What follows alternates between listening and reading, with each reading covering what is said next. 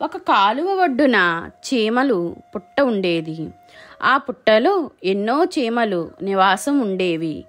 దాహం తీర్చుకోవటానికి కాలువ దగ్గరకు ప్రతిరోజు ఒక పావురం వచ్చేది. చీమలు ఆ పావురంతో స్నేహంగా ఉండేవి. ఇలా కొన్ని రోజులు గడిచాయి. ఆ సంవత్సరం వర్షాలు బాగా కురిశాయి. చెరువులు, నదులు పొంగి పొర్లసాగాయి. చీమల పుట్ట దగ్గరలో ఉన్న కాలువ నిండా నీళ్లు వచ్చాయి. రోజు రోజుకి కాలువ నీటి మట్టం పెరిగిపోసాగింది. ఇలా ఉంటే తమ పుట్ట నీళ్ళలో మునిగిపోయి తామంతా చనిపోతాము అని చీమలు భయపడసాగాయి. ఆ రోజు వచ్చిన పావురం చీమలు దిగులుగా ఉండటం చూసి, ఏమైంది మిత్రులారా, రోజులా ఆనందంగా లేరు, ఏమైంది అని అడిగింది.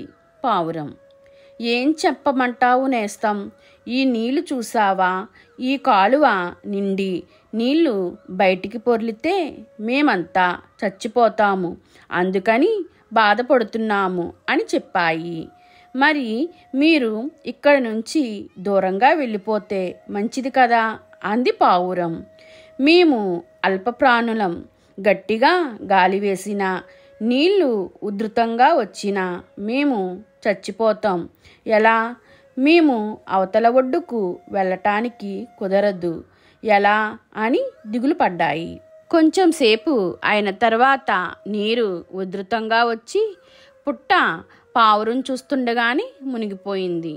కొన్ని చీమలు చనిపోగా కొన్ని చీమలు ఒడ్డున ఉన్న ఆకుల మీద ఉండి ప్రాణాలు కాపాడుకున్నాయి. కానీ ఎంతసేపు ఆ ఆకులు కూడా కొంచెం సేపటికి మునిగిపోతాయి. వెంటనే పావురానికి ఒక ఉపాయం తట్టింది. వెంటనే మీరు నా వీపు మీద ఎక్కండి అని చీమల ముందుకు వచ్చింది. వెంటనే కొన్ని చీమలు పావురం మీదకు ఎక్కాయి. వెంటనే పావురం ఎగురుకుంటూ వెళ్ళి అవతల ఒడ్డు మీద చీమలను దింపి మరలా వచ్చి మిగిలిన చీమలను కూడా ఎక్కించుకుని అవతల ఒడ్డుకు చేర్చింది. పావురం చేసిన సహాయానికి చీమలు ఎంతో కృతజ్ఞతలు తెలుపుకున్నాయి. ఆ రోజు నుంచి పావురం చీమల స్నేహం మరింత బలంగా మారింది. నిజమైన స్నేహం ఒకరికొకరు సహాయపడటమే అన్న సత్యాన్ని వారు అర్థం చేసుకున్నారు. ఈ కథలోని నీతి, నిజమైన మిత్రుడు కష్టకాలంలో తోడుంటాడు. మీకు ఇలాంటి కథలు కావాలంటే లైక్ చేయండి, షేర్ చేయండి, నా ఛానల్ని సబ్స్క్రైబ్ చేసుకోండి.